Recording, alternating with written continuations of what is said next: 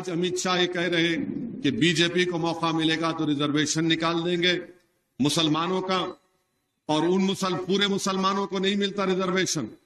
Reservation उन मुसलमानों को ही मिलता है जो एक लिस्ट बनाई गई है बैकवर्ड कास्ट की, और उन्हीं को 4% तहफुजात मिलता है, हर मुसलमान को नहीं मिलता।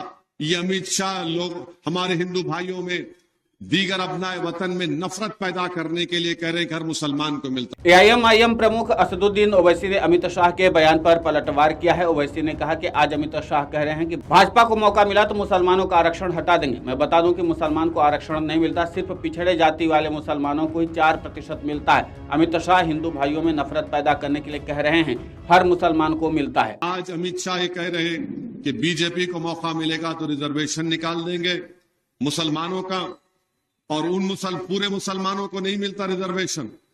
रिजर्वेशन उन मुसलमानों को ही मिलता है जो एक लिस्ट बनाई गई है बैकवर्ड कास्ट की, और उन्हीं को 4% तहफुजात मिलता है, हर मुसलमान को नहीं मिलता। ये अमित शाह लोग हमारे हिंदू भाइयों में दीगर अपनाए वतन में नफरत पैदा करने के लिए कह रहे हैं कि हर मुसलमान को मिलता, नंबर 1। दूसरा, हमारी बैकवर्डनेस का जो बैकवर्ड मुसलमानों के बैकवर्ड क्लास है, कास्ट है, उनकी पसमानदगी की बुनियाद पर मिलता है, मजहब की बुनियाद पर नहीं मिलता।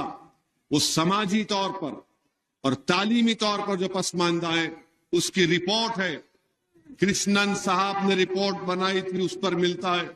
तो रिजर्वेशन को निकालने का मतलब यह है कि जो गरीब और पसमानदा और तालीमी तौर पर वो मुसलमान जो इस बैकवर्ड क्लास में आते हैं उनको रोजगार से महरूम कर देना, उनको तालीमी मौके उनके हमेशा के लिए खत्म कर देना, ये बीजेपी की नफरत की सियासत है। बता दें कि ओवैसी तेलंगाना विधानसभा चुनाव के लिए प्रचार कर रहे थे। तेलंगाना में 30 नवंबर को वोट डाले जाएंगे, 3 दिसंबर को इसके नतीजे जारी होंगे।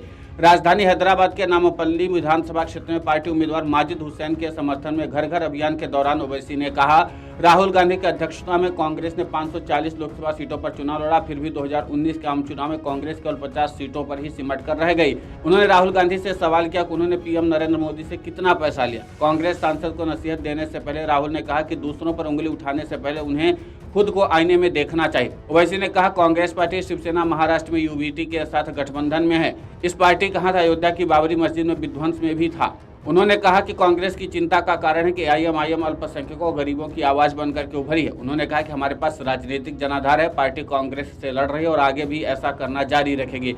रिपोर्ट्स के मुताबिक ओवैसी एक अन्य वक्तव्य में कांग्रेस सांसद राहुल गांधी को हैदराबाद में आकर सियासी ताकत आजमाने की चुनौती भी दी थी।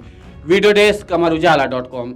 अगर आप ये वीडियो YouTube पर देख रहे हैं तो हमारे चैनल को सब्सक्राइब करें और बेल आइकन को दबाना ना भूलें। अगर आप Facebook पर ये वीडियो देख रहे हैं तो हमारे पेज को लाइक करें।